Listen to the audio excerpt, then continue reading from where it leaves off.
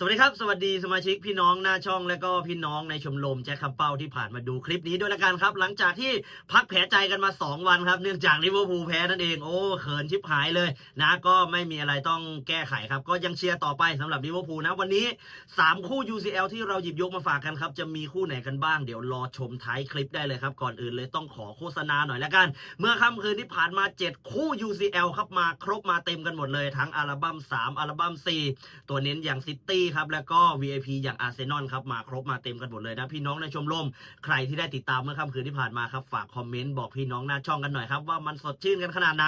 ใครอยากได้แบบนี้ครับสามารถมาติดตามเพิ่มเติมได้ครับผมจัดคัดสรรวางไว้ในโน้ตกลุ่มทางเข้าหน้าโปรไฟล์ใต้รูปเลยส่วนแอปแดงแอปฟ้าเดี๋ยวทิ้งทางเข้าไว้ให้ในใต้คอมเมนต์ก็แล้วกันครับวันนี้มา3คู่มีคู่ไหนกันบ้างไม่ต้องพูดอะไรกันเยอะครับเดี๋ยวรายละเอียดเจอกันในไลฟ์สดตอน4 โมงเย็นฝากกดติดตามไว้ด้วยตัวแรกครับวันนี้มองกันไปที่คาราบักไม่แพ้เป็นอย่างน้อยครับคู่ที่2วันนี้สูงลิเวอร์พูลครับตัวสุดท้ายเห็นแล้วชอบมากๆอาจจะเป็นของแพงที่น่าลงทุนครับวันนี้บาเยิร์นมิวนิกครับ3คู่ฟังกันชัดๆอีกรอบครับคาราบักสูงลิเวอร์พูลและก็บาเยิร์นมิวนิกครับฝากไว้ด้วยแล้วกันครับ3คู่หน้าช่องของพวกเราใครอยากได้แบบเมื่อค่ำคืนที่ผ่านมานะอยากรู้ว่าสดชื่นแค่ไหนครับทางเข้าหน้าโปรไฟล์ใต้รูปเลยแอปแดงแอปฟ้าครับทางเข้าใต้คอมเมนต์ครับผมฝากไว้ด้วยแล้วกันวันนี้ดูบอลให้สนุกเฮงๆรวยๆปังๆทุกท่านสวัสดีครับ